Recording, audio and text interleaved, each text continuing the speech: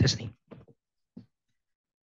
Excellency, distinguished speakers, member of the public corps, ladies and gentlemen, and my fellow participants. A very good afternoon and warmly welcome to the Cambodian Center for Regional Study roundtable discussion on Russia aggression against Ukraine as a fundamental threat for the post-World War II rule-based order. Supported by the delegation of the European Union to Cambodia. My name is Vanda Sambatchun, Deputy Director of CCRS. It is my pleasure to be the Master of Ceremony for today's events. In today's roundtable discussion, CCRS is very honored to be able to have two distinguished speakers, His Excellency Mr. Pavlo Klimkin, former Foreign Minister of Ukraine, and His Excellency Mr. Igor Driesmans, EU Ambassador to Cambodia. Before we proceed, please allow me to briefly introduce today's agenda as follows.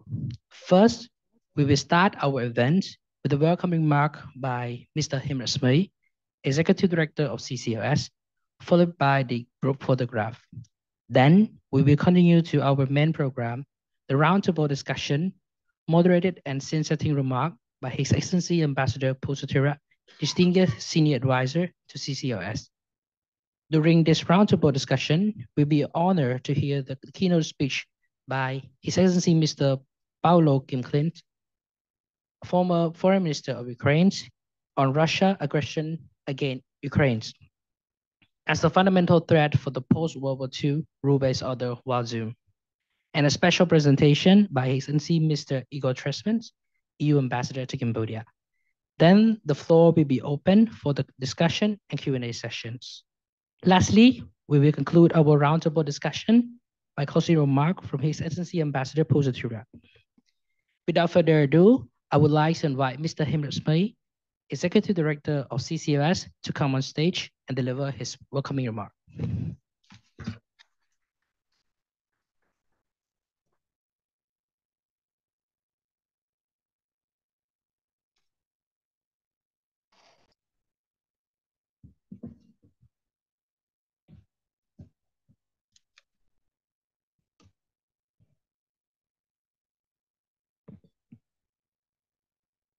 Excellency Pavlo Klimkin, former Foreign Minister of Ukraine, Excellency Igor Driesmans, EU Ambassador to Cambodia, Excellency Ambassador Pou Sothirak, Distinguished Senior Advisor to CCRS, Excellency Jacques Pellet, Ambassador of France to Cambodia, representative from the Ministry of Foreign Affairs and International Cooperation of Cambodia, members of the diplomatic corps from embassies of the EU, US, UK, France, Australia, Singapore, and Vietnam, academics, researchers, members of the press, students, ladies and gentlemen. This afternoon, the Cambodian Center for Regional Study, CCRS, is very honored to welcome all distinguished participants to the roundtable discussion on Russia aggression against Ukraine as a fundamental threat for the post-World War II rule-based order. CCRS wish to extend sincere appreciation to the delegation of the European Union to Cambodia for kindly supporting us in organizing this event. Our newly established CCRS is an independent think tank by and for the young generation of Cambodia. The center's main mission is to promote foreign policy-oriented discussions on key strategic trends that have vital implications for Cambodia and the region. Today's topic highlights our endeavor to promote awareness and knowledge sharing among young researchers, practitioners, and academia. We are deeply honored and privileged to welcome our two esteemed speakers, namely His Excellency Pavlo Klimkin, former Foreign Minister of Ukraine, via Zoom, and His Excellency Igor Driesmans, EU Ambassador to Cambodia. CCRS is thankful to Ambassador Pou Sothirak, Distinguished Senior Advisor to CCRS, for his role as moderator in keeping this roundtable more interactive and interesting.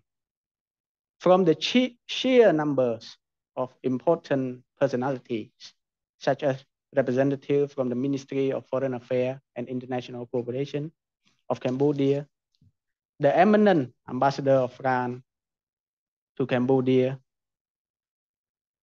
and member of the diplomatic corps from embassy of EU, US, UK, France, Australia, Singapore, Malaysia, and Vietnam. I am sure that this roundtable highlights the preoccupation of the international community over manifestation of the renewed geopolitical rivalry between major world powers that can destabilize peace and security of the global world.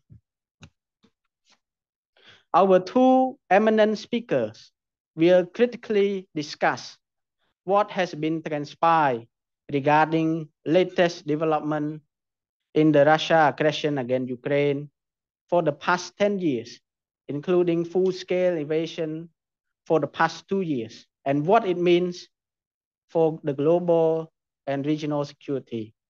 With their presentation, we can expect to gain better insights on how important it is to uphold the rule-based international order and how the international community can work together to ensure Might is Right has no place in the prevailing order.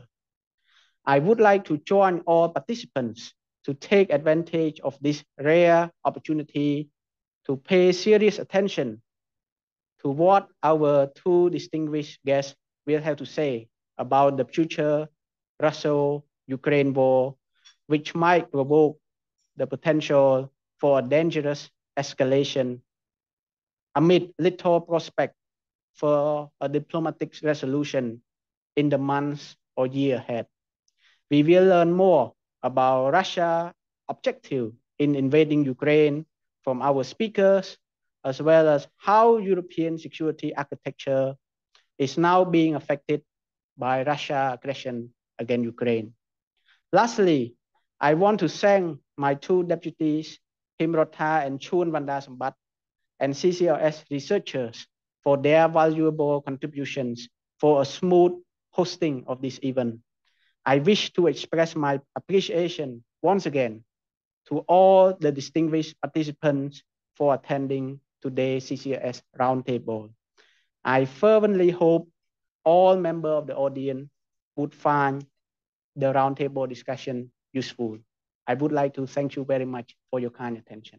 Thank you.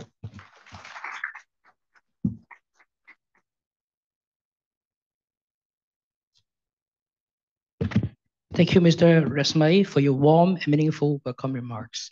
Now we enter the group photography sessions. I would like to invite our guests from first and second row to come on stage for the group photo.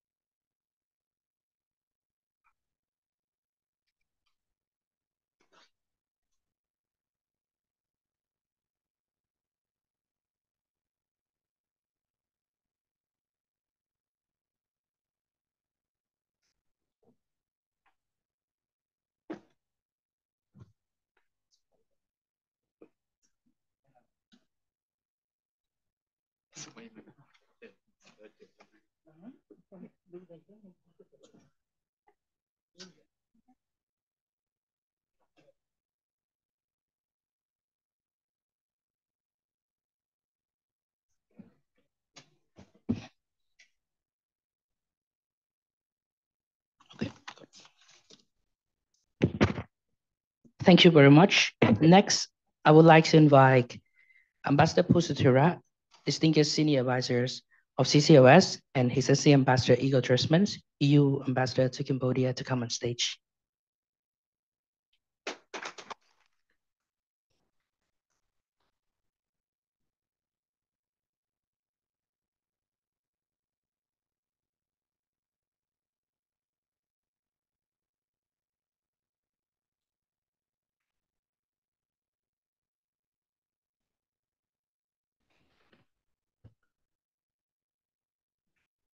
Before we start the roundtable discussions, I would like to invite His Excellency Ambassador Pou Sothirak, Distinguished Senior Advisor to CCRS, our moderator for today's roundtable discussion, to deliver his scene-setting remarks and take over the discussion sessions with two distinguished speakers, His Excellency Mr. Pavlo Klimkin, former Prime Minister of Ukraine, and His Excellency Mr. Igor Driesmans, EU Ambassador to Cambodia. Ambassador Pou, please.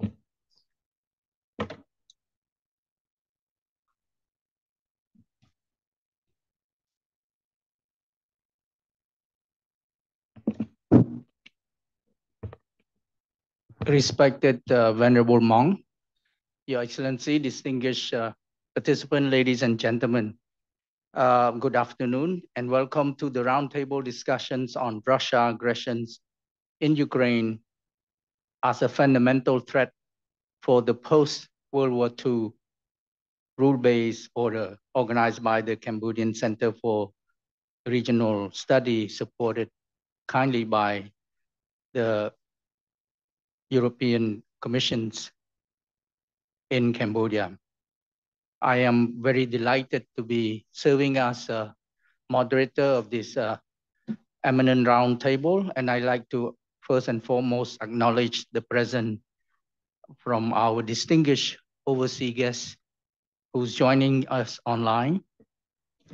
His Excellency, the former Foreign Minister of Ukraine, His Excellency Mr. Pavlo Klimkin, and also understand that we also have the pleasure to have His Excellency Ambassador Kuman, Ukraine Ambassador to Vietnam, who's also presented in Zoom with us today. So welcome. Thank you very much, Your Excellency, for joining us from one of you from Kiev and the other one from Hanoi.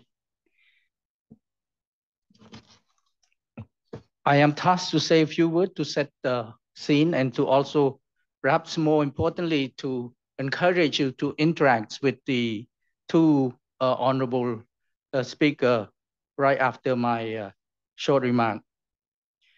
Before I introduce our two guests of honor, who will give their insight into one of the bloodiest conflicts in Europe since World War II, I would like to say a few words to set tone for our discussion and to stimulate your interest in engaging with the two distinguished speakers. I shall begin with a quote by the President of the European Parliament, Her Excellency Roberta Metsola, who delivered a powerful statement at the European Council on the 24th February 2022, the day Russia invaded Ukraine. And I quote, "The Russian invasion into Ukraine is part of President Putin's destabilization agenda. It is a path that will bring the Kremlin in direct confrontations with Europe and the rule-based order. It is a path that pits authoritarianism against democracy. It is a path that we cannot allow him to walk unchanged." Unquote. Ukraine have long played an important, yet sometimes overlooked, roles the role in the global security. Russia invasion in Ukraine in February 2022 marked a dramatic escalations of the 10 years old conflict that began with Russia annexations of Crimea and signify a historic turning point for European security. Some experts view this aggression as part of the Kremlin growing resentment toward NATO post-Cold War expansion into the former Soviet Union sphere of influence. It is no longer a war between Russia and Ukraine, but the conflict is spilled over and become known as a proxy war between Russia and the EU and also with the US. And in some fashion or another, also China. This war affects not just European Union, but the entire world, creating instability everywhere and now known as the largest crisis in the UN global order. The war has unleashed devastating humanitarian toll and claimed thousands of lives. It has also prompted more than 3 million people to flee Ukraine, spurring what the UN has called the fastest growing refugee crisis since World War II. In Southeast Asia, there are all ongoing concern about the war in Ukraine will have the ramification that could affect ASEAN relevance. Southeast Asian nation worry as price on essential commodity are skyrocketing, putting sharp strains on their economy. The sharp increase of cost of transport, electricity, and fuel are seen throughout Southeast Asia in recent days, affecting the post-COVID-19 recovery. And without an alternative source of energy security to compensate on a cheaper oil from Russia, risk of political and economic instability, not only in this region, but I think globally as well. Russian relentless aggression on Ukraine challenged the liberal international system and prompt the new world order toward a polycentric, where there is a powerful state, Russia, which dare to use military might to invade another sovereign state. Russia provoked a geopolitical risk, set Europe on fire, and rendered NATO and US no choice but to provide military support to Ukraine to fight for its independence. The war in Ukraine is a direct challenge to the operating of the international system that has been in existence since the end of the Second World War. It's also dispute the idea of a system of a sovereign state possessing the monopoly of power within their international recognized territory, a concept derived from the Westphalian model, which acknowledged the independence of state which cannot be violated by the use of military force. The invasions of Ukraine, by invading Ukraine, Russia have violated the fundamental principle on which the liberal rule-based order stand for.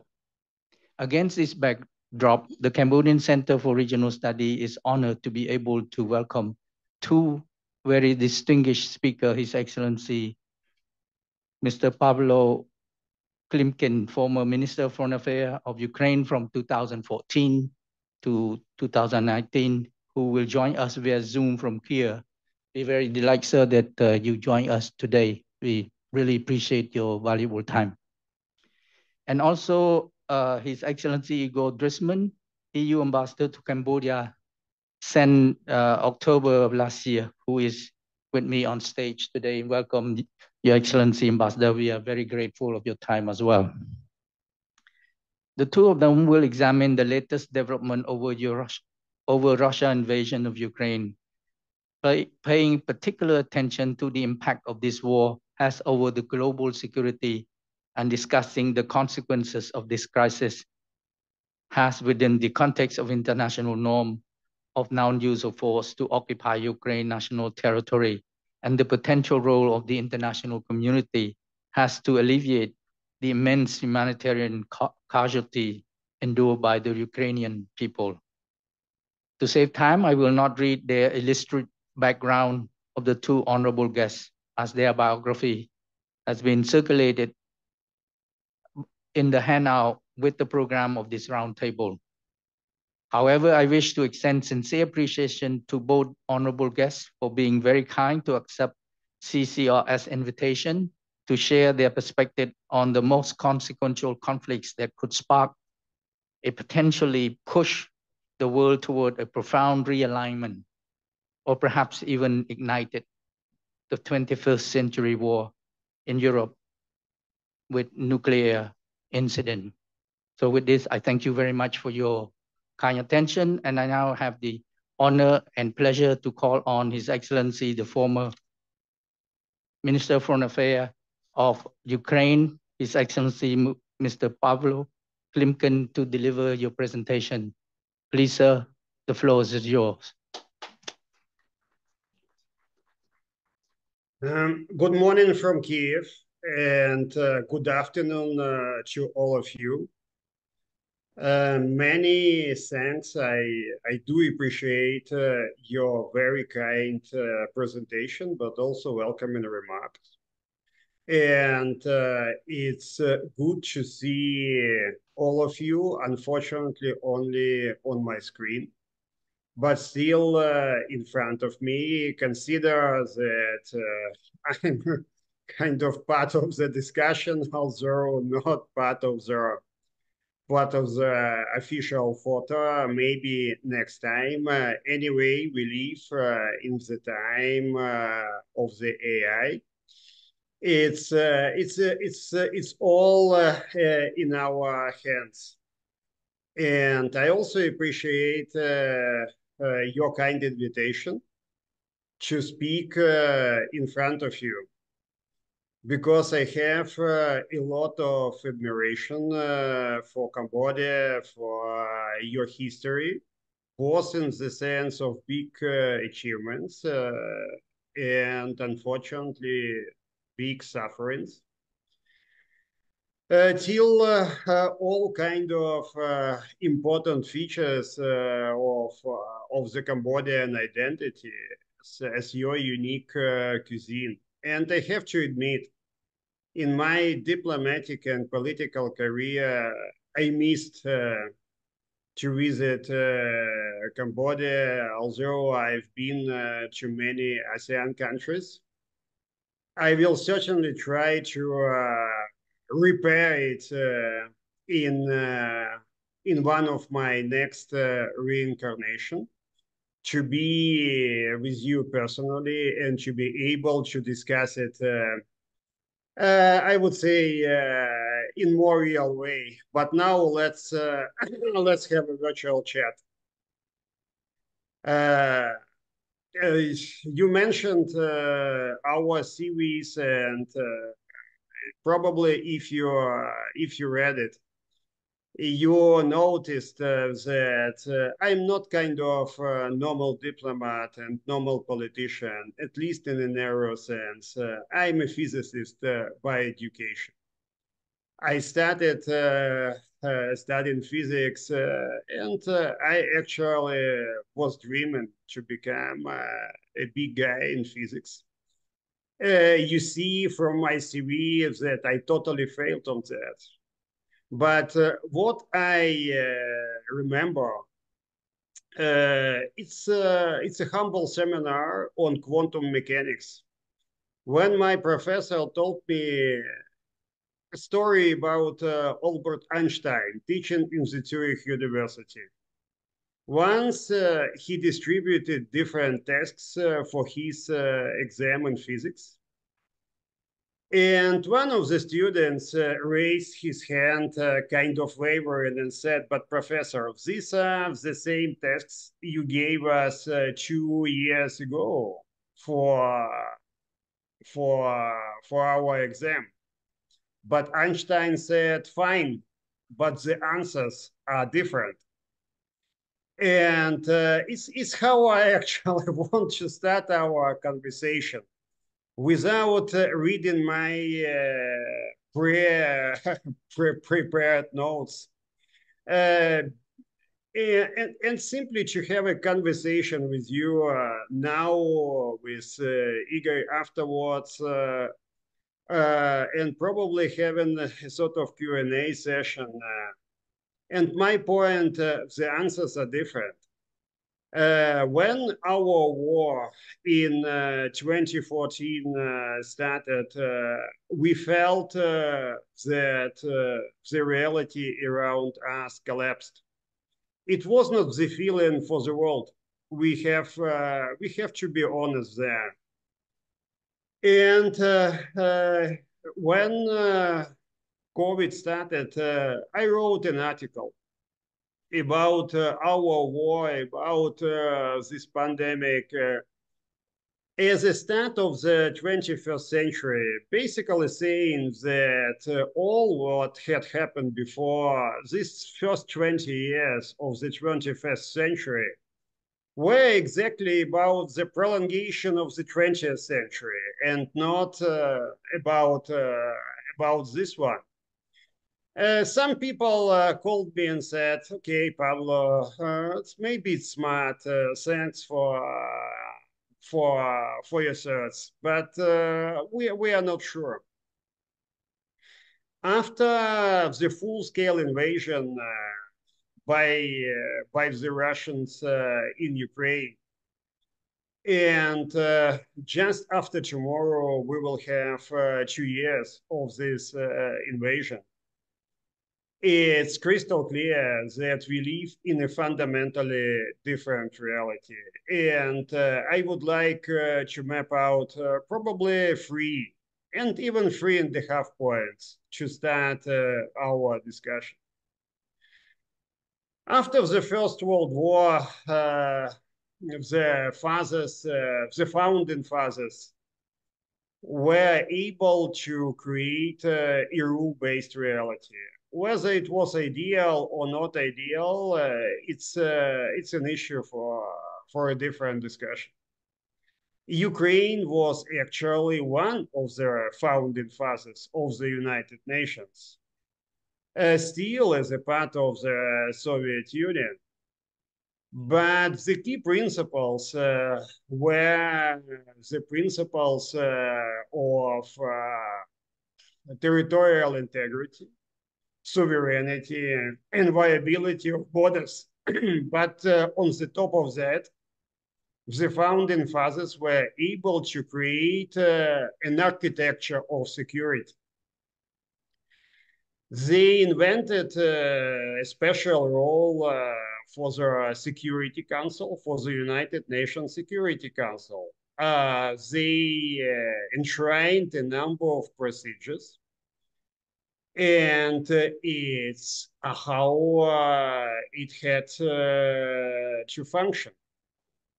And now imagine we have our war going for 10 years. For us, it's not about 2 years. For us, it's about 10 years and 2 years of full-scale invasion. But we still can call this war actually a war. Well, yes, in moral sense, definitely yes. And we are grateful for the support of our friends, including, of course, for your support, for your personal support, and thanks for standing with Ukraine. But for your support in voting within different international fora. But we still can't call our war a war because we need decision of the Security Council for that. Without the Security Council voting for the resolution about defining the war as a war in a legal sense and in the sense of the international law, it's not defined. Of course, we can have any other vote, for example, General Assembly resolution, but it does not work this way. And within the Security Council, we have Russia, not just as a permanent member, but as a country, enjoying fully have the right of veto. And if it's the case, the whole definition of what's happening in the world is not just endangered, it's fundamentally broken. And it's my first point. Even more so, it's about the interpretation of the international law. Just a couple of weeks ago, we had first decision of the United Nations International Court in The Hague. And it's about our calls to bring Russia to justice on fundamentally infringing and breaking key parts of the international law. And it's about prohibition of racial discrimination. And it's about prohibition of terrorist finance. Yes, we have this decision pointing the finger at Russia and saying, yes, you are a criminal now. But unfortunately, in such a limited way that the UN International Court ruled that in a literal way, without bringing a case of cash to someone for further use in the terroristic purposes, you can't call the terrorist a terrorist. You follow my logic. Within the current frame of the international law, we can't call the war a war. We can't call the terrorist a terrorist. So what can we do? How the international law could be and should be used to protect the vulnerable ones. And it's actually the issue not only for Ukraine, not only for Europe, it's the same way, it's the issue for everybody, for Cambodia, for any Asian country. Because it is my second point, if you like, we had different security structures in the world. We pretended, and I would like to stress it, we just pretended, or maybe putting it up, not us Ukrainians, but a lot of other guys that we have a rule-based reality. But in the same time, what we've been following now is what I would call the globalization of security. Look at what is going on in the Russian war against Ukraine.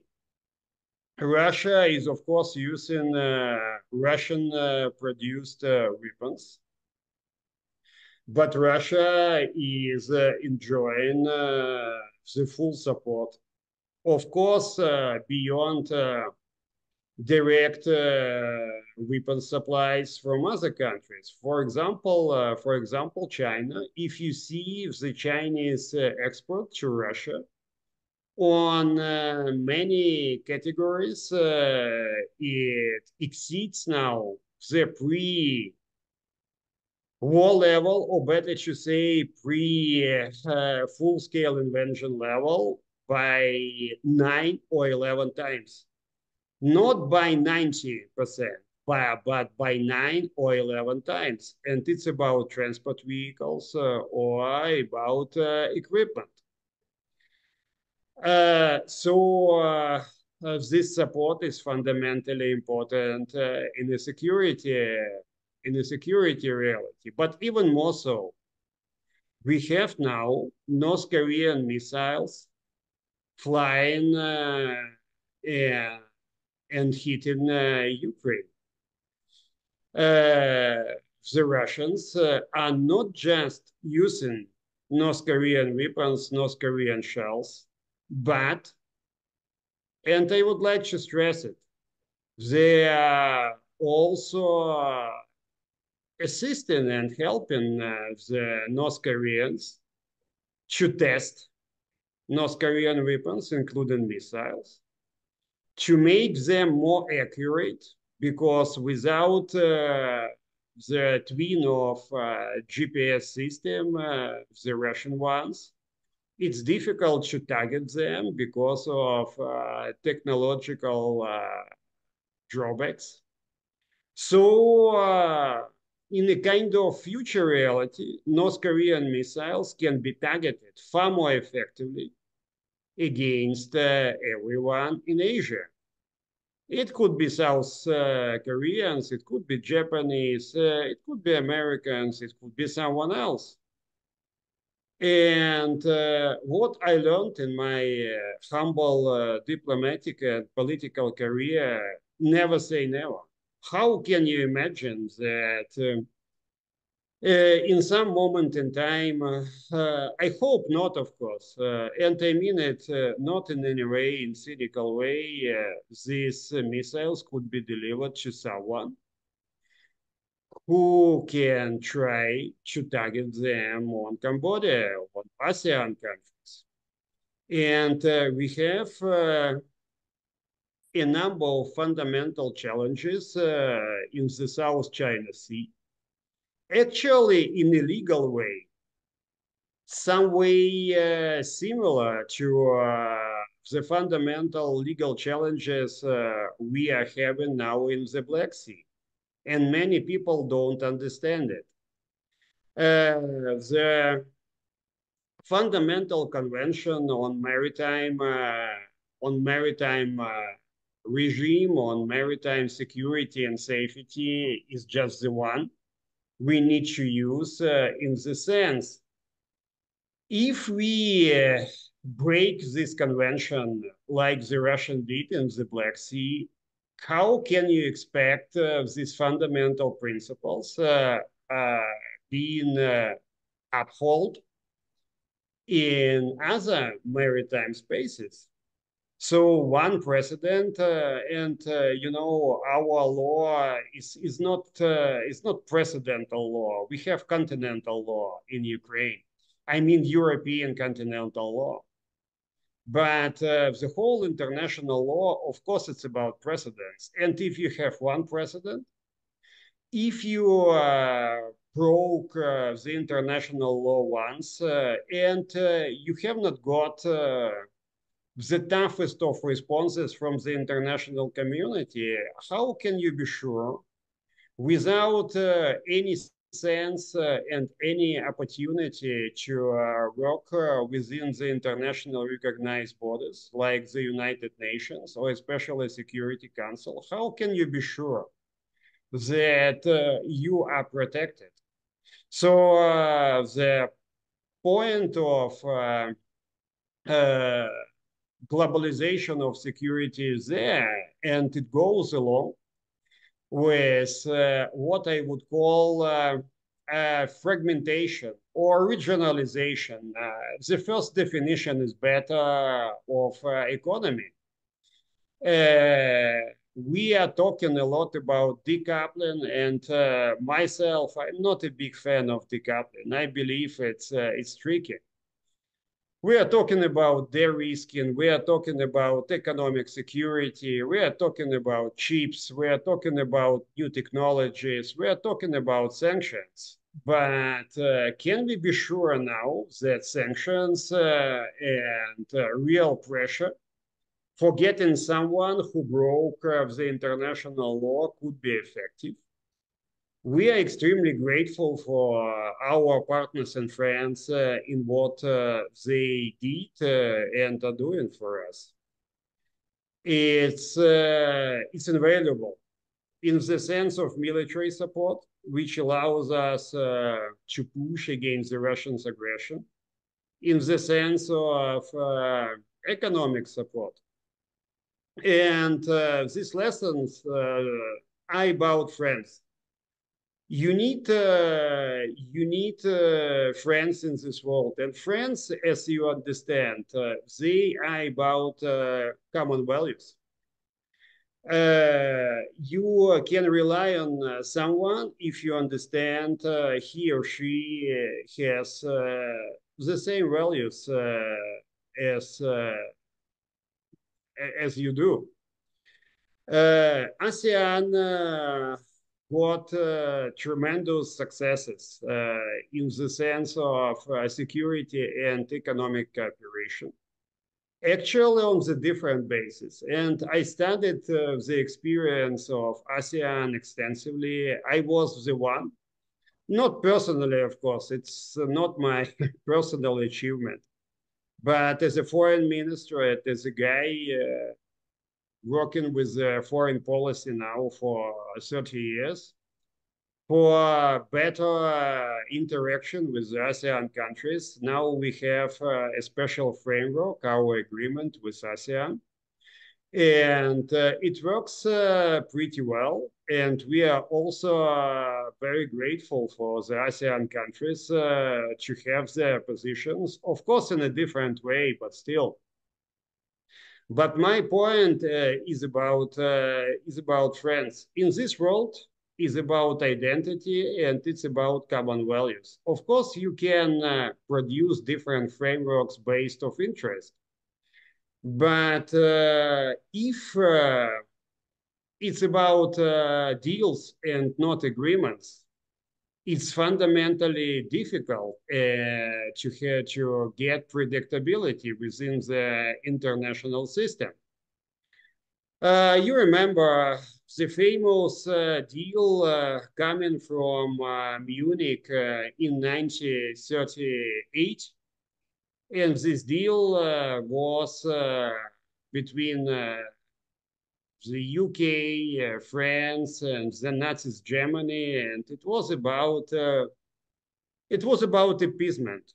But the nature and the danger of this deal was not just about appeasement. It was exactly the deal, not the agreement. So even from this experience, we can learn that this world should be about agreements. It's about predictability. It's about our security. And we feel it because of our sufferings. And here I would love to come to my third point. And it's about the nature of this war.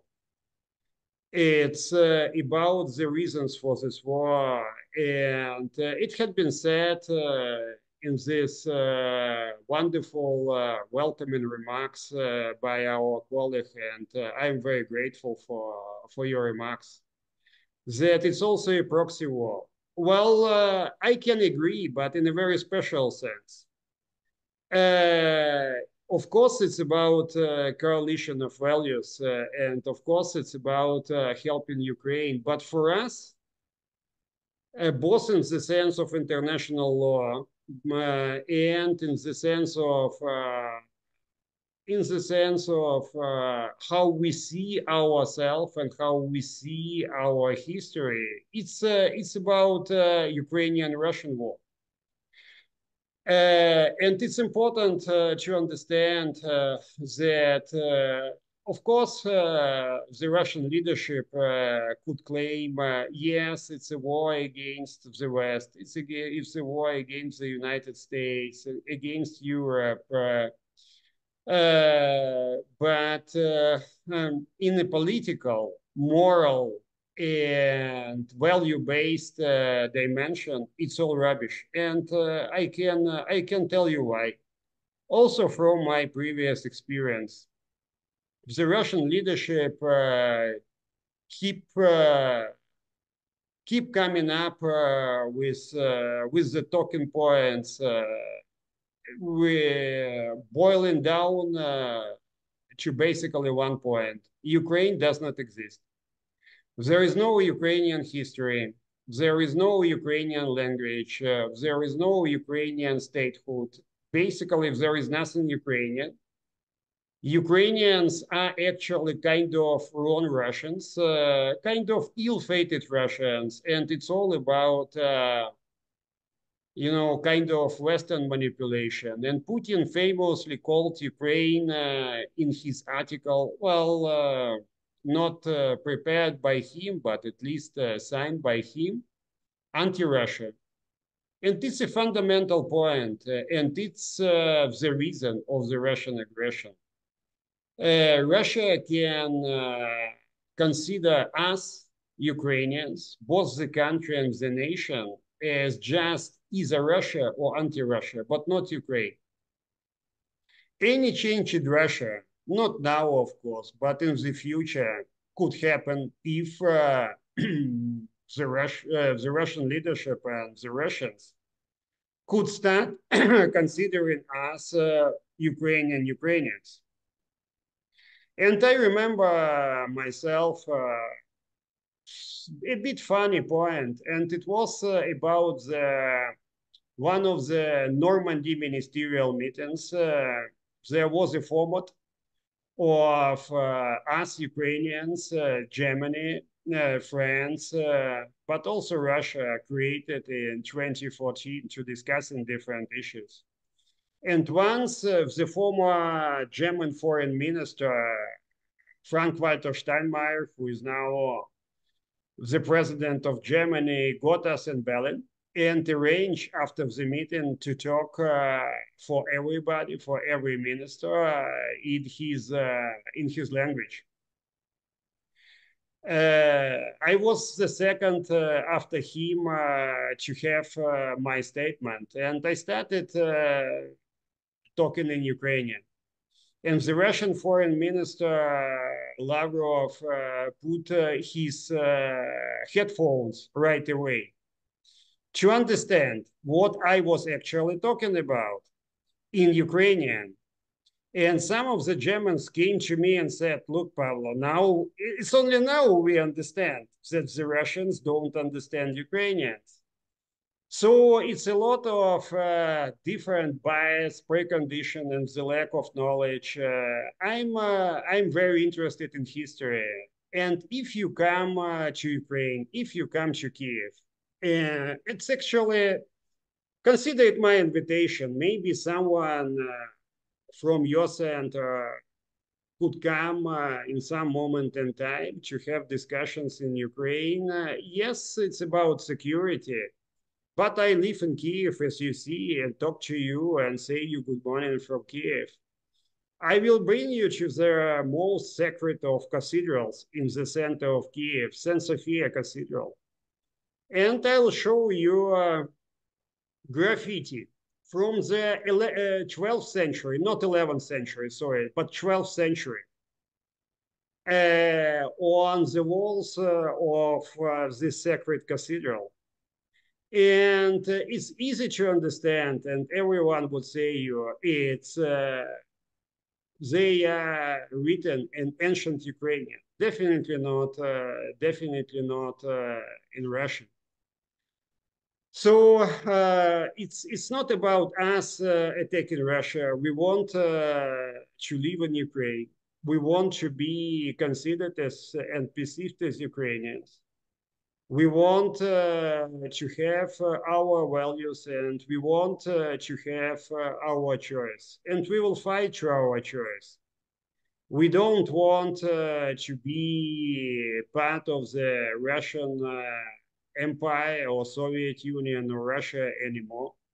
We were occupied by almost 300 years, and all empires come to an end eventually. It's clear the Russian ideology is clearly, and the Russian system of values is clearly not the Western one. It's also not the Eastern one, like some people in Moscow now pretend. But what would happen in the sense of the future security model for Ukraine? And it could not be just the model for Ukraine. Ukraine part of Europe, and our security should be part of the European security, would have a fundamental and profound impact on everything what gonna be happening in reshuffling the world security. So in what way Europe and Ukraine as a part of Europe would be able to deliver on its security? And I believe we need in Europe the sense of strategic leadership, not just the sense of strategic autonomy, like many people have been deliberating it for years. We are now talking a lot about US elections, and you are probably talking a lot about US elections. And it's, of course, not just about Biden Trump or Biden Trump Biden. It goes far deeper in the sense of US mentality and US policy. And if you ask me, in the future, we will need each other far more than before, regardless of geographical distance and some differences in value-based approach. I mean, not Cambodia, of course, but other countries. So let me stop here. And maybe we can have some time for Q&A. And of course, the speech of Igor, of the EU ambassador, and let me express again my deep gratitude and appreciation to all of our partners in our fight against the Russian aggression, to all the countries present now in this room and probably not present. But we need a special interaction, and Ukraine, as in the future part of the European Union, I believe can contribute a lot to many discussions from the optics of our experience, from the optics of our understanding, and from the optics of our drive, of our commitment to become part of Europe. And you see that many Ukrainians gave their lives for our dream to be part of Europe. And if you ask me, if you ask my family, if you ask my friends, if you ask people at the street of Kiev, we will fight further. We don't want to be part of the different system, which is about to prove the case Ukraine does not exist. But we definitely prove them wrong. Thanks again for organizing our meeting, and thanks for this good invitation. Again, I would like to reiterate my invitation for you to come to Kiev in some moment in time. I also hope, I don't know when, it's pretty difficult. I also hope to visit Cambodia and to have a kind of real, I mean real in the sense of offline chat with you. And again, thanks for standing with Ukraine and having this discussion. I extremely appreciate it.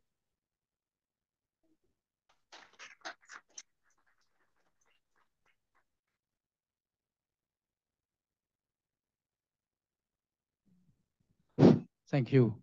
Thank you so much, Your Excellency. I can feel the humility in your speech and the heartfelt and the personal attachment you have with regard to your country and the braveness that you have facing this calamity. Thank you so much for, to me, a very powerful presentation here. I will come back to you and we will definitely hope that you stay on to take some answer from the floor. I myself have some question. Now I have the pleasure and honor to also invite another very distinguished personality, His Excellency Ambassador Driesmans, to take the floor and to give his view about how the European Union see this conflict, Ukraine-Russia war. And the floor is yours, sir. Yes.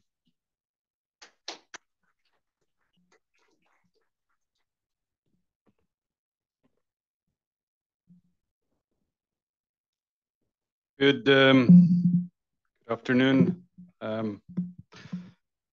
Pavlo Klimkin, former Foreign Minister of Ukraine, Ambassador Pou Sothirak, Distinguished Senior at CCRS.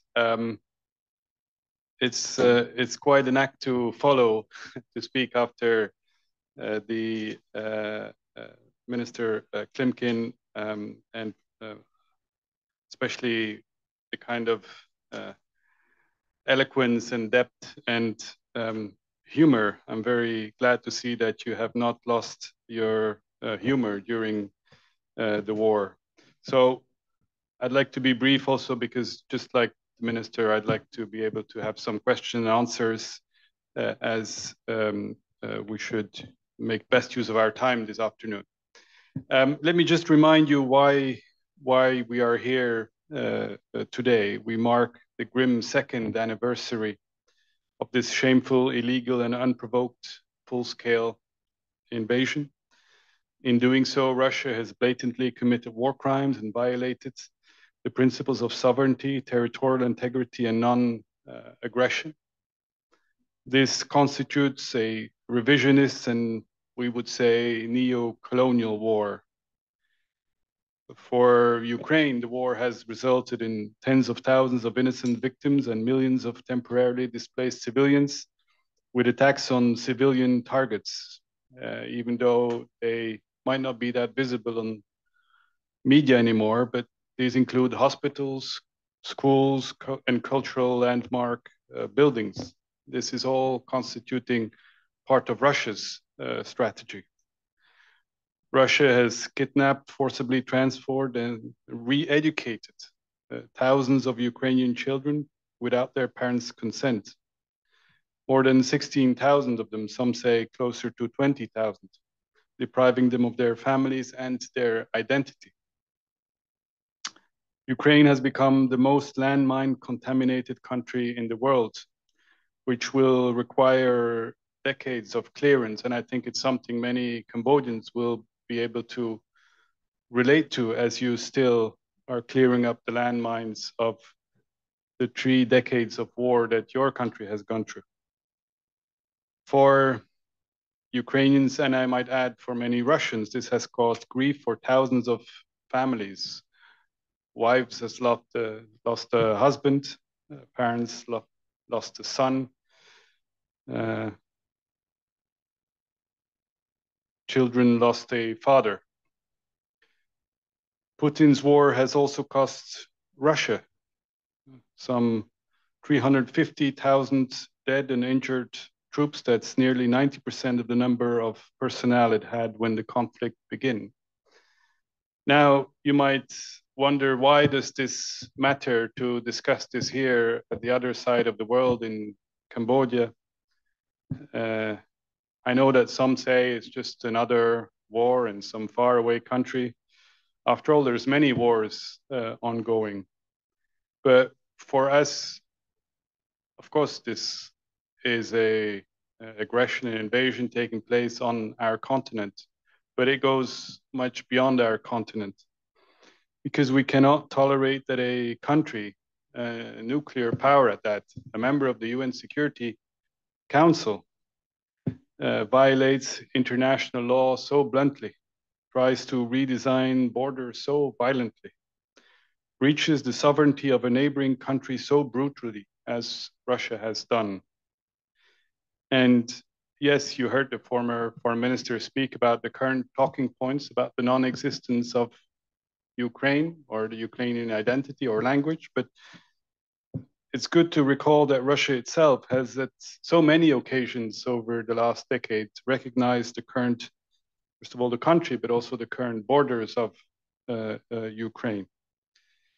Since the illegal invasion of Crimea, Russia has breached almost 400 international treaties.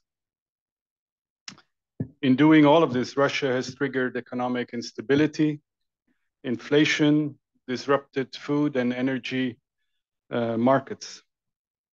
And again, it's something that is also felt here.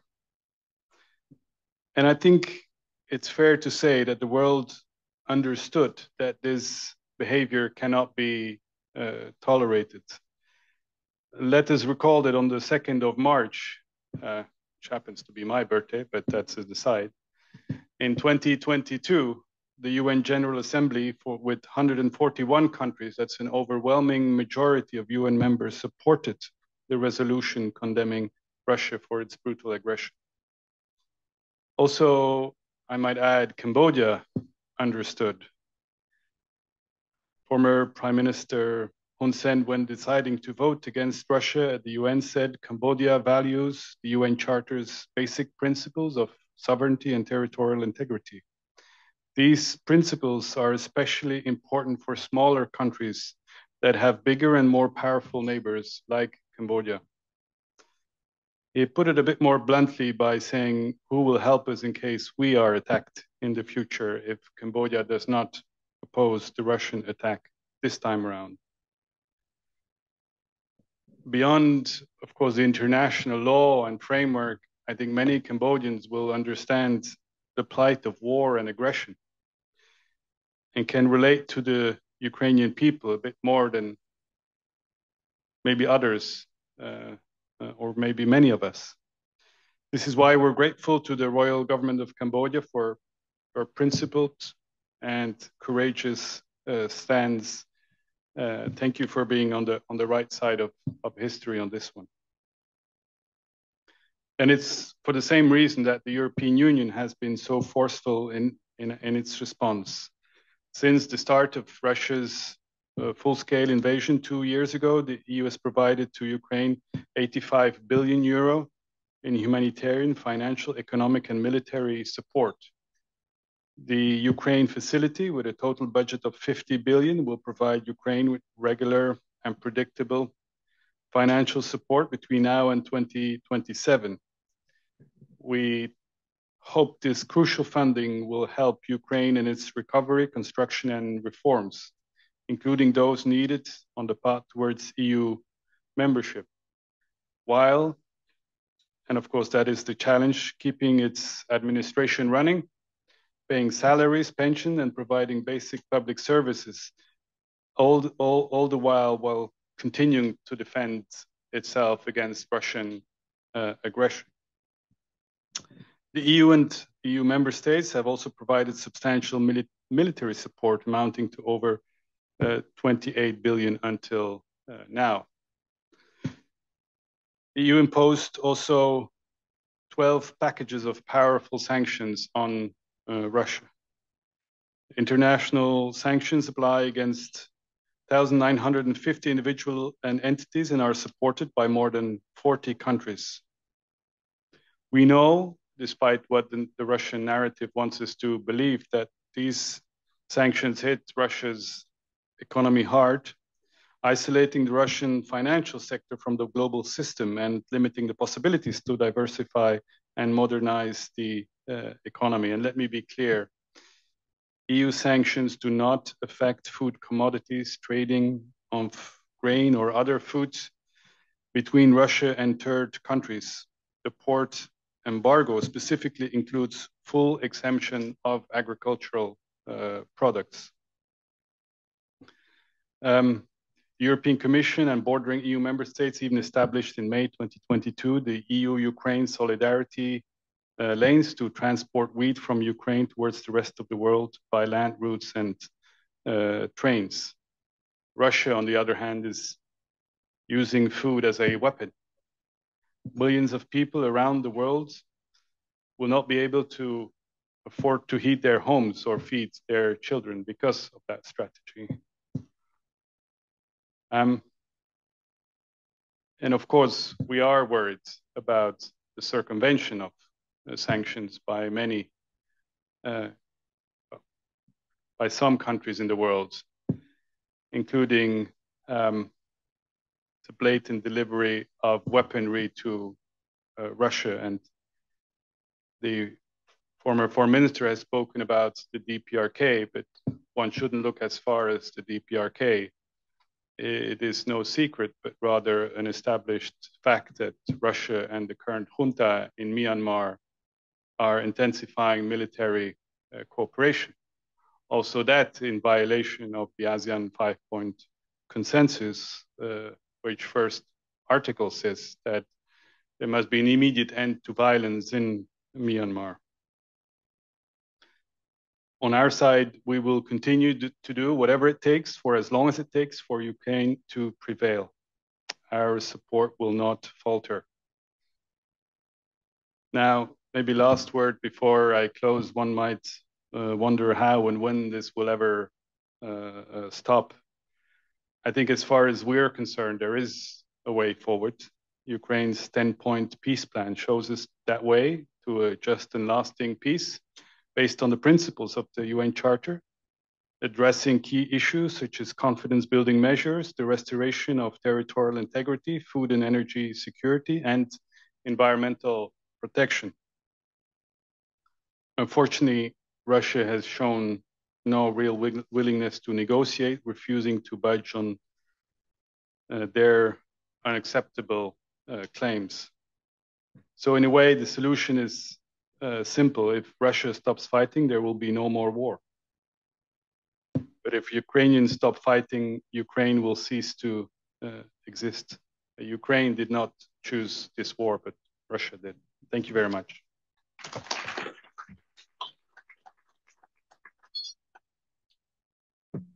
Thank you very much, Ambassador, for short, but I think very concise and very important to set stage for discussion that follow. Let me try to bring more spirit to try to entice the interaction between the floors and yourself. Let me begin to capture some of the essence that former Minister of Foreign Affairs of Ukraine, His Excellency Pavlo Klimkin, was talking about a little while ago. I have been very intrigued by some of his view, particularly the determinations of the Ukrainian people and, of course, his government, Ukraine government, about their own identity and their common value that they want to have by themselves, and this has been violated. This has been taken over by another foreign country who invaded them. And then the dilemma here is that he have eloquently put into for all of us to think about the system of global governance through the UN Security Council. One member, which is Russia, is a member. And this is the dilemma, how that could have happened. I mean, one would not imagine that if you sit over there, you're supposed to provide global good, global governance, global good, be it security or otherwise. And His Excellency, Ambassador of EU, have also alluded to it at the end of his talk. So the point that you make about identity and value, and you really want to coexist with European country, the same value that Europe have. That was very powerful. And then another point that you were talking about is the Ukraine security, national security interest or challenge is basically the European security challenge and interest as well. I think that point is also very well taken here. And you call for a strategic leadership to try to bring to bear these very unfortunate situations in your country. You are facing a very powerful adversary. So I think you have delivered a very striking presentation just now, and I have a couple questions, but let me highlight what we have just heard from Ambassador Driesmans as well. I think he began with yes, we have a second anniversary, but it's not about blowing happy birthday to a cake, but it's a grim memory of aggressions, invasions, and so on. So I think rather than feeling happy about the second anniversary, we need to go deep inside and think what is this sober moment, how long this sober moment will last. I think, and that's why he said that there's more reason to discuss these issues in very far away. You know, it's just in Europe, you have Ukraine, but Asia, Cambodia is very far apart. Why would we have to discuss this matter here? But I think we have to discuss because it is something that also Cambodia hold dear, and he give justice in recognize the Cambodian contribution, particularly the then Prime Minister Hun Sen supporting the, in fact, he's co-chair the commission who called for Russia aggressions, impose sanctions on a violation of the sovereignty of a sovereign country, and very well taken there. And he talked about sanction. One thing that I heard him say very clearly, many people don't understand, EU sanction does not affect food or anything else. So I think there's a lot of issues there that we have heard that sanction only hurt the top people, but really people down in the street is being also hurt. But EU sanction is not hurt anybody who have who want to have question, please feel free afterward. And he also alert us to the fact that there might be some more problematic ones. Russia and regimes in Myanmar become partner in particularly in the security realm. I also heard when the head of a junta visit Russia, there was some talk about there might be some possibility of asking Russia to start a nuclear program in Myanmar. I think some ASEAN member country also follow that closely, but we have yet to follow that closely. And also at the end, he talked about the EU will sustain its support to Ukraine, and he raised a question if it's very simple. If you want the war to end, Russia could just stop it and it will end. But with regard to Ukraine, if they don't do this war, they will definitely vanish or finish. I think that's also a very powerful ending. So thank you so much, both of you. Now, before I open the floor, I will take advantage of being a moderator to ask His Excellency former Minister of Foreign Affairs, His Excellency Klimkin, two questions, perhaps. The first one, we don't have the luxury to see or to hear or to know exactly what happened now on the street. Could you let us know the balance of the situation, what has been in your country now? What is it? Because particularly recently, personally, I heard that Russia have occupied a bigger territory in your country. They gain more ground. Can you tell us a sense of what is the balance on the ground right now? And another question that I have, perhaps you can let us know from your end,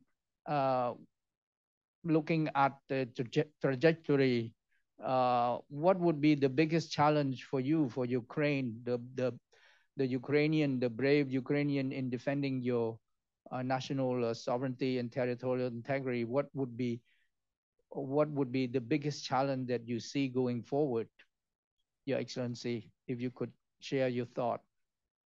So what happened now inside your country, the most recent development, we heard here from this part of the world through news that Russia have really gained more territory. Is it something that we should not really be alarmed of, or is it something that is quite alarming? Please tell us more about this, and what would be the challenge going forward you have?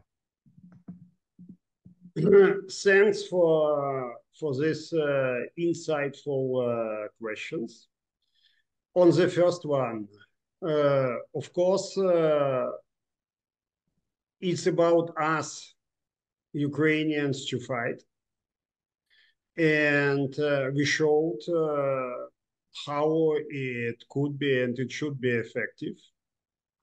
From the first weeks of the full-scale invasion, we were able to get back 50% of our territory, to be exact, 52% of our territory.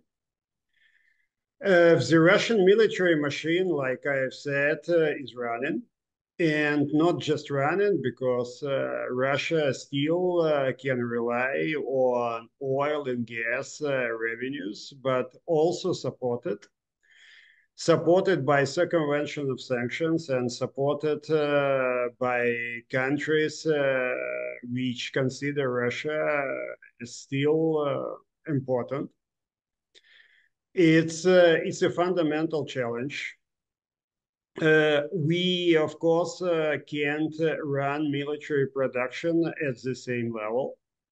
We now experiencing a fundamental challenge in the sense of military assistance. And now I'm bridging to your second question in the sense of US military support. With all kind of widening up of military support from Europe, we still can't reimburse it. Reimburse what is coming, and unfortunately now is not coming from the US because of difficult discussions in the US Congress, elections, and actually discussions in the US strategic community. In the sense of recent developments, the Russians were able to get one small town which is adjacent to the outskirts of Donetsk. It's called Avdiivka. It doesn't change any strategic balance. But what is really challenging in the front line, it's a total disbalance of what we need in the sense of military assistance, especially shells, and what we can produce ourselves.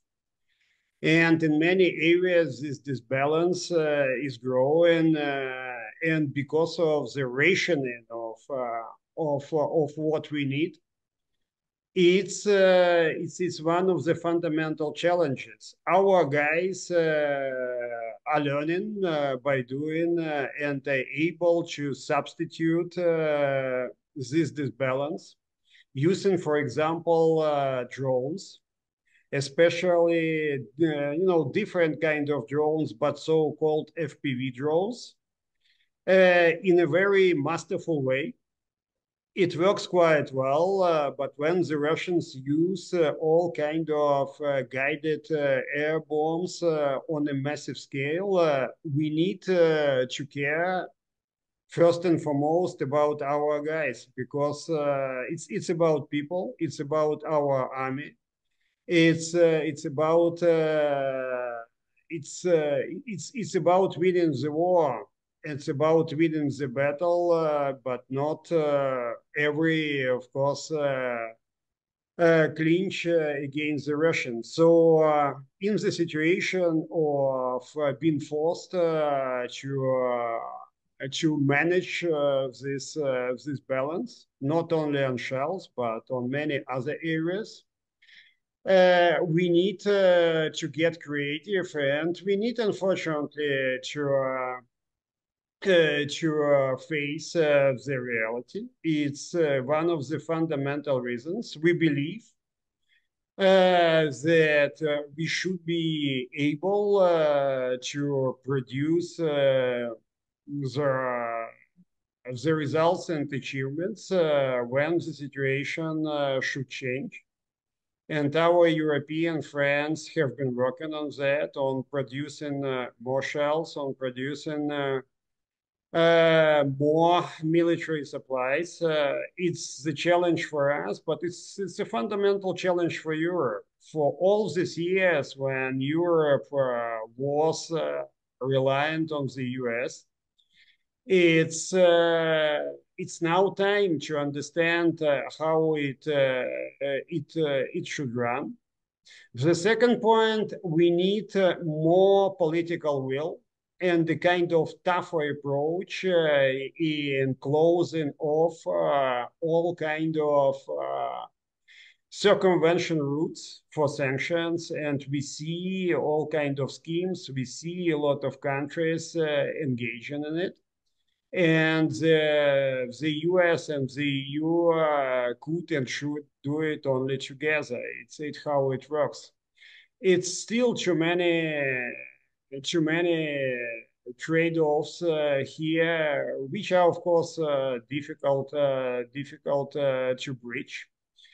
But in the sense of the front line, coming it for a second again, it's a kind of balanced situation strategically, but the current unbalance in military supplies, and especially in what we need every day and every hour, of course, does have a kind of unfavorable impact. So it should be changed and as quickly as possible. But on the top of that, kind of widening up the scope of your questions, I believe we need a kind of new sense of engagement, not just cooperation, but engagement between the European Union and ASEAN countries. ASEAN countries are pretty different. We were just talking about Myanmar and their cooperation with the Russians. I believe strategically it's a fundamental challenge also for the ASEAN countries. If you have a different pattern of cooperation being established now, it would backfire on many ASEAN countries. You never know. Never say no in politics, as I've said. It's what I learned. So we need to understand how to work together on regional and sub-regional security in Europe and Southeast Asia. And with the globalization of security, it's not a kind of it's not kind of abstract point anymore. And last but not least, it's about the resilience. It's about the resilience of our society, and it's about the resilience of our economy. And of course, people are psychologically tired. It's 10 years of war and 2 years of full-scale invasion. But if you talk to people, if you see any kind of opinion polls, the people are clearly for fighting further. Almost nobody is ready to engage in any sort of chat about let's get in a kind of compromise, let's get a kind of concession. It's definitely not the mood, and in this sense, I am very proud of Ukrainians who are fighting, who are trying to stay resilient economically, who are now under this pressure are able to donate a lot to our military forces, who are creative in the sense of producing different bits of military equipment. So yes, number one challenge for me is of course economic and societal resilience in Ukraine and sufficient and timely military and economic assistance from our partners. It's part of the same equation. And if we have it, we are pretty sure we can do more. Thank you very much, Your Excellency. Again, before take on the floor, may I just ask sort of encouraging questions to Ambassador Driesmans. You said in your remark that the EU will sustain its support to for Ukraine people to try to regain their independence for however long it takes. Let me press you on that. How long do you think that this war will run? Is there an end to it? Because definitely you said it very clearly that it's easy to stop the war if Russia decide to stop it, but if Ukraine stop fighting this war, they lose, because it is very evident that Russia will not stop until they get Ukraine control over Kiev and so on and so forth. But what many of us who a bit far away was the term, and His Excellency come back to the point I make in my speech about proxy war. Not many people understand very well how the relationship between NATO and Russia, and then the idea that Ukraine may one day become member of NATO, and this really Russia is using it as a way to say, look, you really threaten our national security. In your view, what would be the biggest obstacle to end this war? How do you see, if you were to give diplomacy away, what would you suggest, a message that can be sent to Moscow now?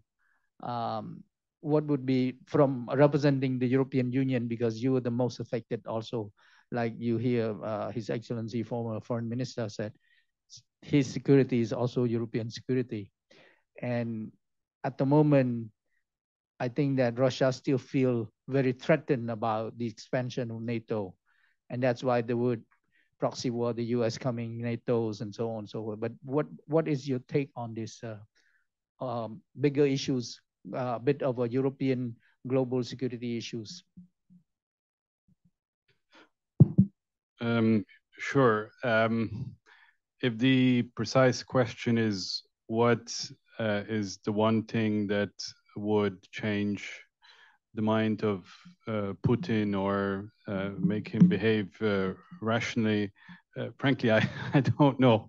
If I would know this, I would maybe be in a different spot, but I frankly can only guess. I think we have to make our calculation as European, and you pushed me on European support. I think if you look at even the latest opinion poll that came out on asking European citizens what they think about the Russian aggression and the war in Ukraine, you have still today an overwhelming support, not just in neighboring countries or in Poland or the Baltic countries, but also in Ireland and Portugal and my own home country, Belgium, and so mostly across political families. So I think we can be confident that support will remain. Of course, the European Parliament will have its own elections in June, and there will be possibly different majorities or changes in the European Parliament. But I think the support to Ukraine has been, as the Americans would call it, bipartisan. So in that sense, I'm not too worried. We have also anchored the financial support in the budget through the Ukraine facility and the military assistance through the European Peace Facility. The challenge is more, I'd say, on the logistical side in terms of the production of ammunition, missiles, the air defense, where our industry has to catch up, which is a challenge for a continent like ours, which has been at peace for so long. Thank you very much. We still have half an hour. So now I open up the floor. If your floors have any questions or comment, make it short. But if you have a question, please address to either eminent personality on the stage and one through Zoom. Please identify yourself and ask one question at a time. Please try not to have a series of questions. Yeah, yes, please, from Cast, and then two more in the back. Can we have microphone? Thank you. Thank you very much. My question is for Mr. Klimkin. Good afternoon. My name is Jason Shumtong. I am the head of the Konrad Adenauer Foundation, Konrad Adenauer Stiftung here in Cambodia. Since you are a close acquaintance to Gerd Pöttering, our former head of the Stiftung and a close friend to the Stiftung, I'm very happy that you are here, even though it's just digitally. I would quickly give my gratitude to CCRS and the EU delegation for having this event. Thank you. Mr. Klimkin, I would like to ask about Alexei Navalny and his death. He is probably the most, let's say, popular figure of the opposition in Russia. And from a German perspective, his death comes while Russia seems to have a momentum at the front line. His death was announced during the Munich Security Conference. It's close to the Russian election. One might think this was no coincidence. Maybe you can give us a little insight on how Navalny's death is discussed in Ukraine and which implication it may have on the invasion in this year. Thank you. Can I, Your Excellency, can I take a couple more questions so that you can do it all in one?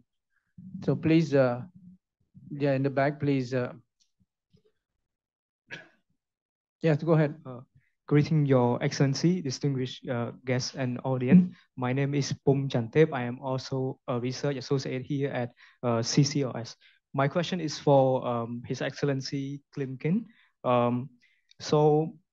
Since you discussed about how Russia, UNSC permanent member violate the UN Charter, so in your perspective, what measure do you think is necessary to promote accountability and deterrent for violation of international rule-based order, particularly in this conflict?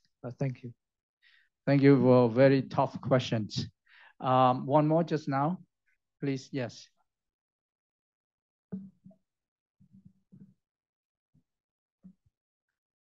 Good afternoon. Thank you, Mr. Foreign Minister. I'm a journalist from Khmer Time newspaper.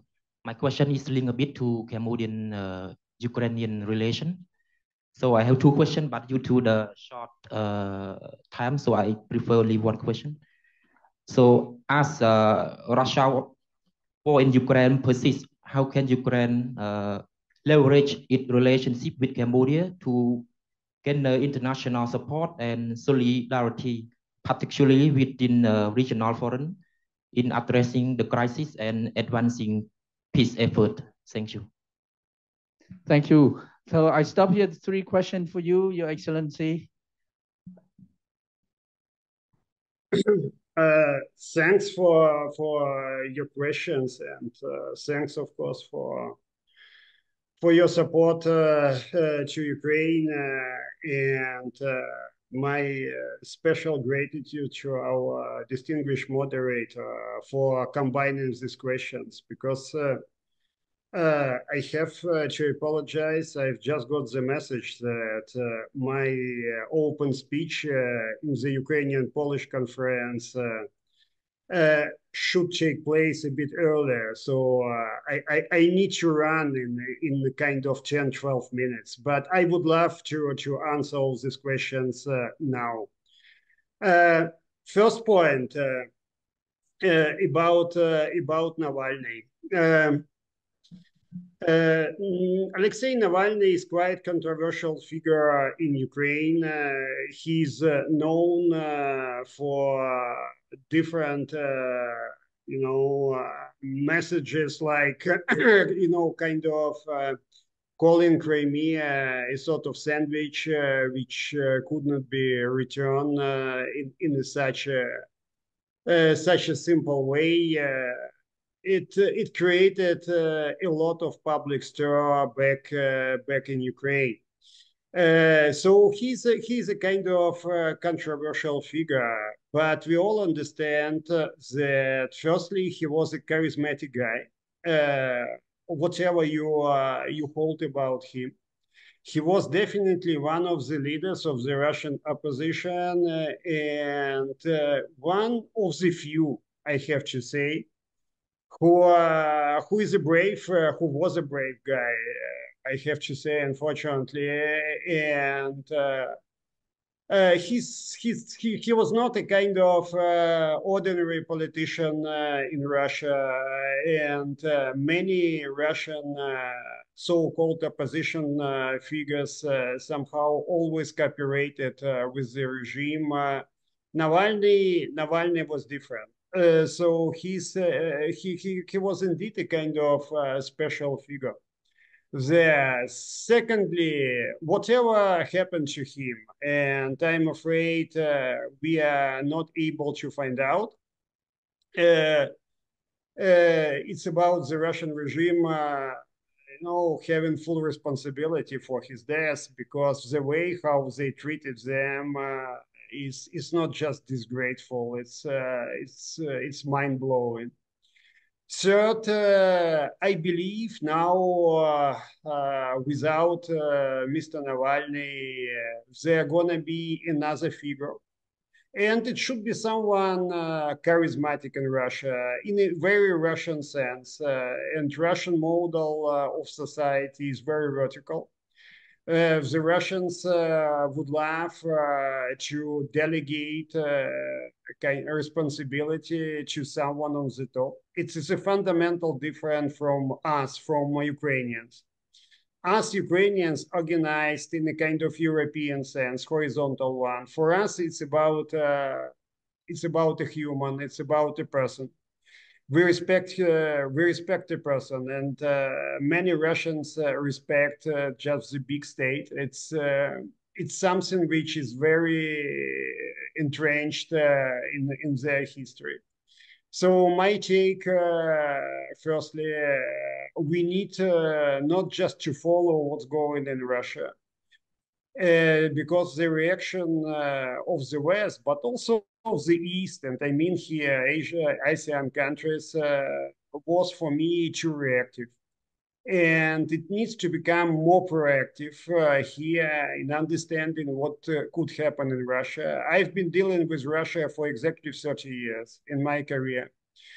And my sense that both the West, but also non-West, they don't understand Russia properly.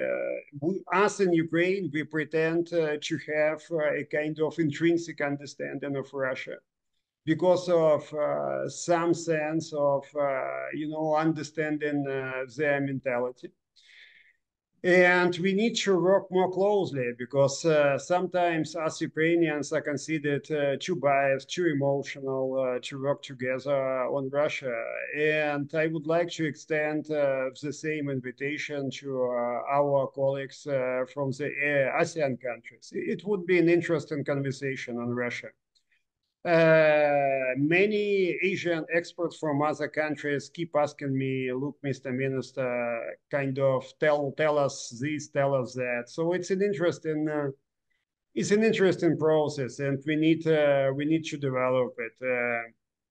The second point is really $1 million question of the foreign politics, how to produce accountability within the system which lacks totally accountability.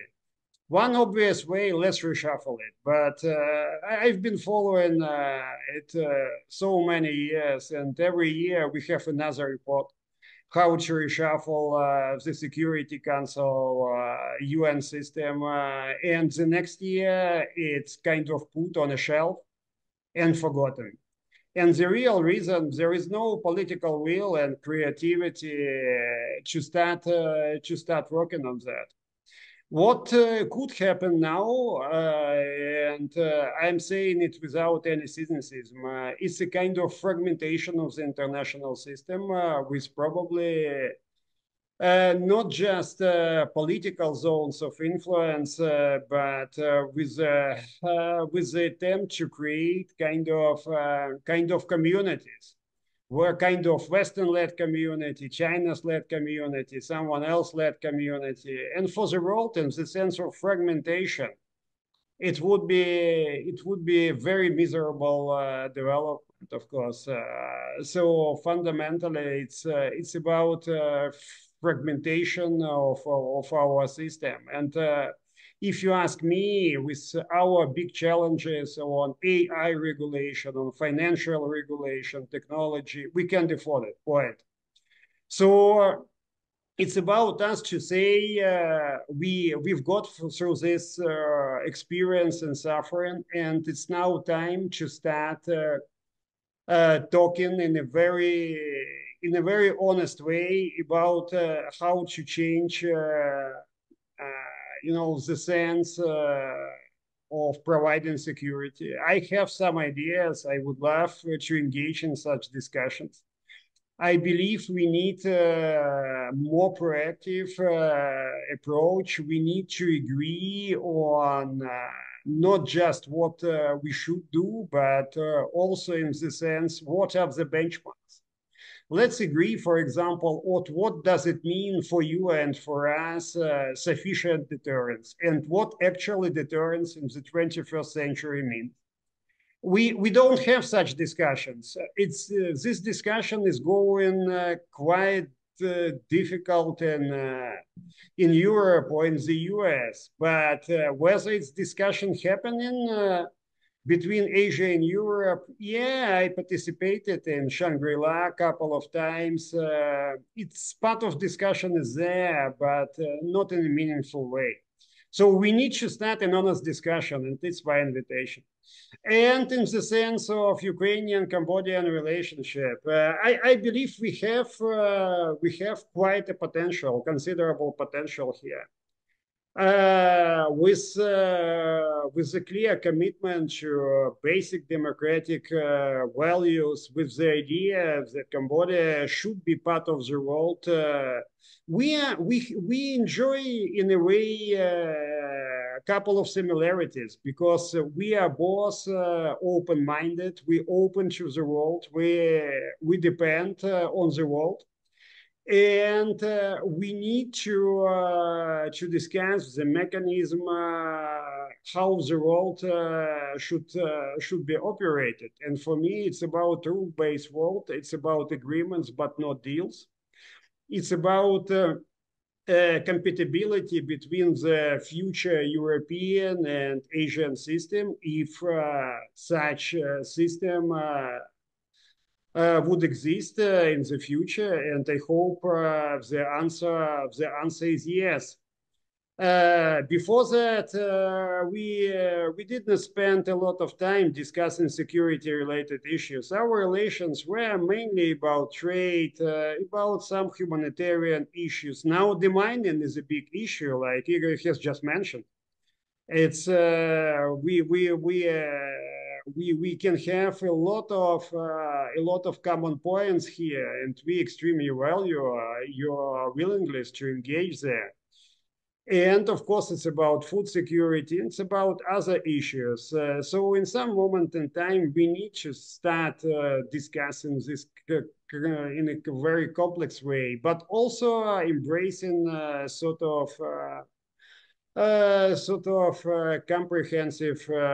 comprehensive issues.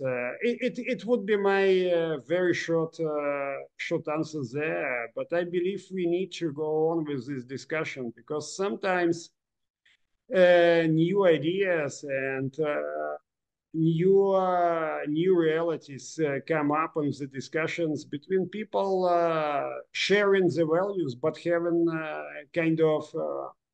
kind of different viewpoint on not just geographically, on many stuff. Like I've said, unfortunately, I need to run 5 minutes before to get my welcoming speech in the Ukrainian-Polish conference. It's a special pleasure to talk to you again. I would love to invite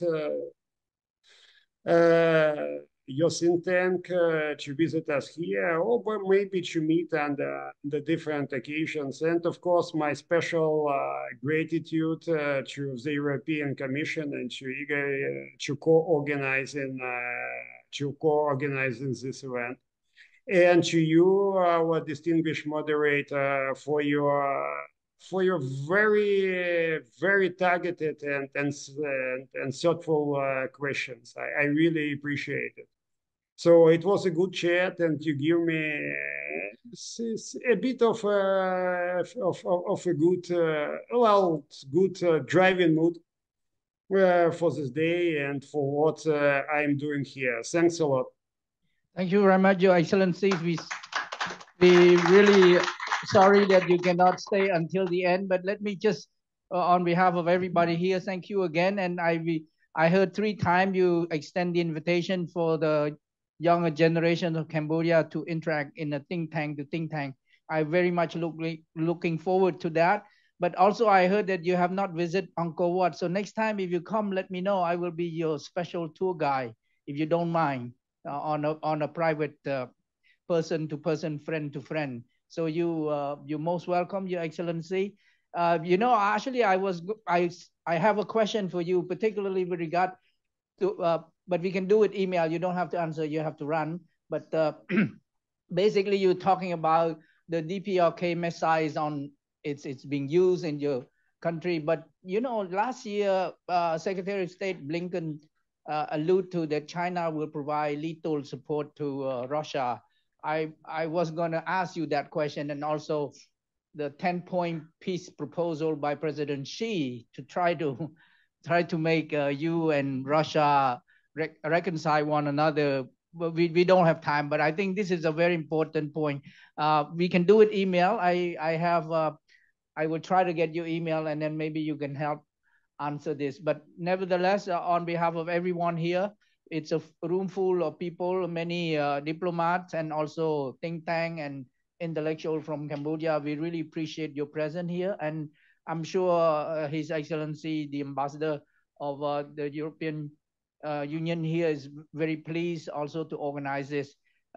We still have about 10 minutes. I hope Your Excellency will continue until we still have 10 more minutes, maybe a couple more questions from the floor. But thank you again, Your Excellency, for being with us. We totally understand, and we wish you all the best. And the Cambodian people also behind is standing behind your bravery. Thank you so much. Yes, thanks a lot. Let me try, and of course, let's have an extensive chat later. Let me try to answer it for everybody in 1 minute, kind of 1 minute answer. Looks funny, but still. On the lethal assistance by China, we still don't see Chinese lethal presence at the front line. But we can't exclude that some deliveries are going not directly to the front line. We are not aware of it, and according to our best knowledge, it's not coming directly for the Russians at the front line to fight. But at the same time, China is a Russia lifeline in the sense of economy, like I've said, and you need to see the scope of their economic and technological exchange now. And if you go to a normal Russian bank branch, you see that now you can make a deposit in Chinese currency. It's a fundamentally different reality. Russia is becoming more and more dependent on China. And the sense of 10 points, look, it's a new reality in China and kind of idea to declare the key principles. But you need to to start a good conversation, somehow to decipher these principles. For example, the first principle among these 10 is about territorial integrity. But at the same time, China voted no in the General Assembly on the famous resolution, kind of calling the Russian troops to leave. So fundamentally, and it's one of the problems I have not mentioned, but we need to discuss. We now keep declaring the same principles, but have the fundamentally different understanding on how to deliver on this principle. And it's also one of their key challenges. I believe also in the Asia, Indo-Pacific, and ASEAN area.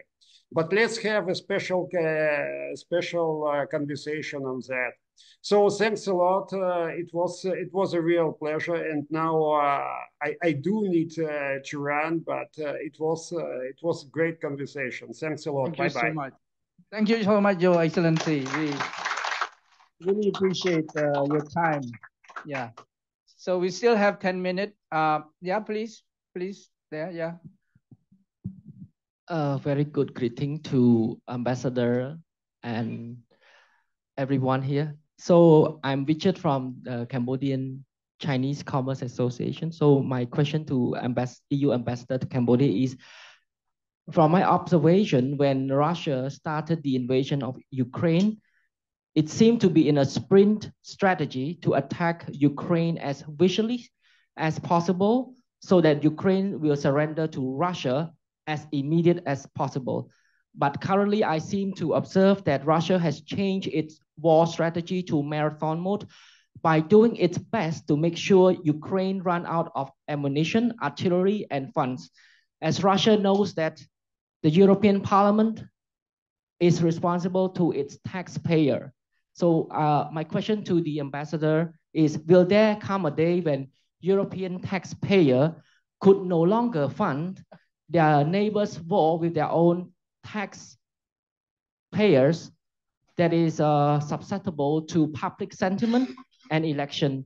So if that day happens, it will be the Putin is winning the war by extending it to marathon mode. So when will there become that day that the European Parliament will no longer fund Ukraine war? Thank you. Yeah, another question, please. Yeah, in the back there. Try to collect 3 questions for you, Ambassador. Thank you, His Excellency, the EU Ambassador to Cambodia, for the special presentation, and a good afternoon to ladies and gentlemen, distinguished guests within this room. My name is Peter. I'm a university student from the Institute for International Studies and Public Policy, and I have one question that is similar to the previous question. So it seems that Russia has switched its strategy to prolonging the war as long as possible, so as to tire out the support from the West, to tire out the West's support for Ukraine in hopes that it can eventually seize Ukrainian territory.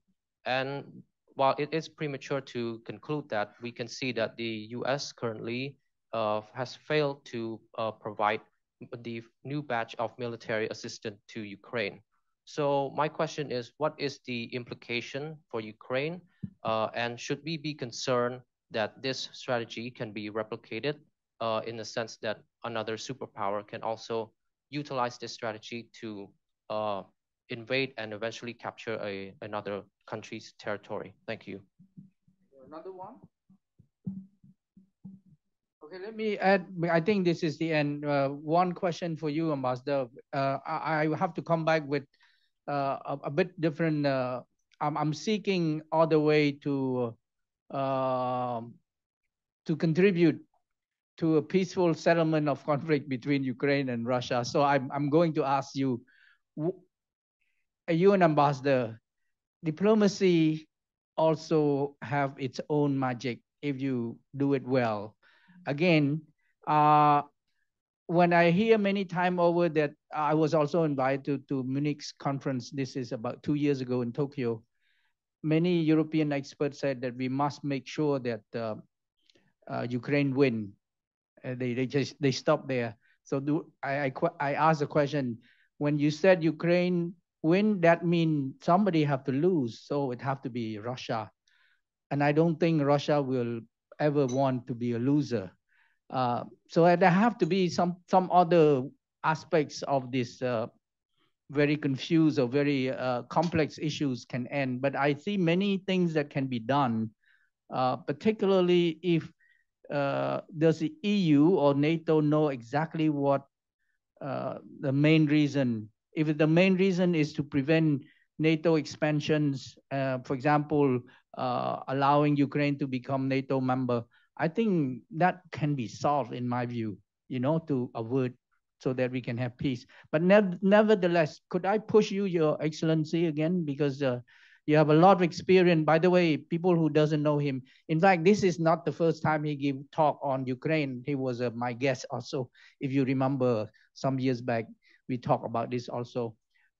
In your view, is there a way for NATO, the US, the European Union, giving a kind of security guarantee to Russia that you will never use nuclear or anything? Because it's all about this. At the end of the day, we talk about deterrent just now. The best way to deter someone is to have your own nuclear weapon, and there's some indication that Russia may use it. Will be World War III. But anyway, may I seek your view? So here's the three questions. The two one, who's run out of steam first? And then my question, is there a role for diplomacy to come in and try to, I think many negotiations have failed, but I don't think we should quit that. And my point is that, is there a way for talking to Russia and also, of course, getting Ukraine on the table, as well as all the stakeholders, NATO, European Union, the Americans, and so on and so forth. Thank you so much, Your Excellency. All right. I think if I understand correctly, the first and the second question are kind of the same. So let me take them together. And the question is, in this kind of war of attrition, this war that risks, as Minister Klimkin himself said, risk taking maybe 10 years. Who will give up first? Now, all I can tell you is that do not underestimate the determination of the European Union. This is a feeling that is carried throughout European societies. And as I said before, every opinion poll you look at, there is broad-based support for Ukraine defending its territorial integrity and its sovereignty. It's a very strong felt support, and it hasn't gone down since the start of the war. Now, we have tried to translate that public opinion support into financial decisions, and this is why it's important to underline that when I mentioned the Ukraine facility, it's locking in our financial support basically for the years to come, so that the Ukrainian authorities will be able to function for the foreseeable future. On the other hand, of course, it is a bit of an unequal fight if you have in front of you somebody who's willing to sacrifice the entire youth of his population, feeding them for war. 315,000 people have died or are injured on the Russian side. Somebody who's willing to come close to general conscription to be able to feed that war. But our determination is strong. And let me just add on the financial side, do not, I know there's sometimes talk about the Russian economy somehow holding on and resisting all of the sanctions, but let's not forget that Russia had an enormous financial reserve, which it had consciously built up over years on the basis of its oil and gas reserves. Now, Russia is depleting that reserve very, very quickly. And it's doing that by not by investing in its economy, but by investing in the production of weapons. It's turned into a war economy. Now, these are not investments, as I said, in your infrastructure, your education, your social protection, and hence will not deliver any benefits for your society and are very short term, because they're basically literally resources that are burned on the battlefield.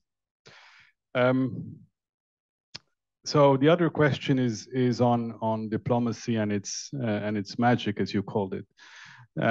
I think, of course, any idea is welcome, and if it's a magical idea, it's even better. But I would call for a bit of realism here. Russia invited Ukraine, people say, because of its NATO membership. It's not a NATO member. And maybe if it had been a NATO member, the invasion wouldn't have happened. Secondly, Russia has signed so many agreements and violated them subsequently. The Minsk agreement is the last one. What tells us that this time would be different? Last point, you speak about Russia being a loser if Ukraine wins. I would beg to differ. Maybe it will be a loss for Mr. Putin in his own a kind of bizarre reality, but I don't think it would be a loss for the people of Russia. I think the Russian government had committed time and time again to respect Ukraine and its sovereignty. And it is only in the mind of a certain Mr. Putin that the invasion had to take place. As a matter of fact, many Russians and Ukrainians consider themselves brothers and sisters. So why would they even go fight there?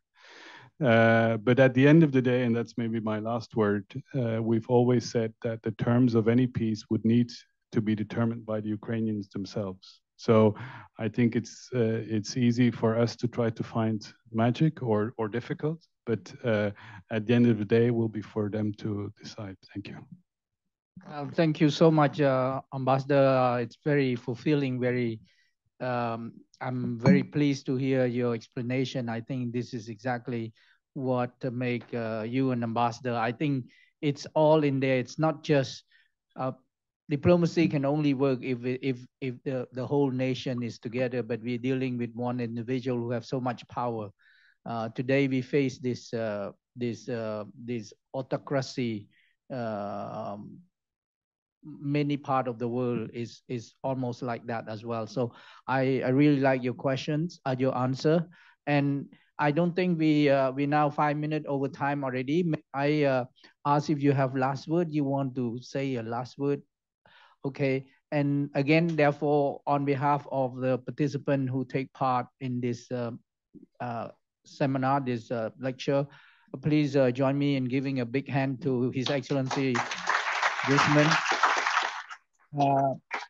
I also like to take this concluding session by expressing sincere appreciation to the European Commission in Cambodia, and also to thank Tihi, my good friend. We work together, and also I saw Natalia, who's DCM from Hanoi as well. We arrange ourselves, we communicate, we craft a program together. So this is a co-organizing. So I wanted to thank all the partnership that's given, including the support from the EU embassy here in Phnom Penh.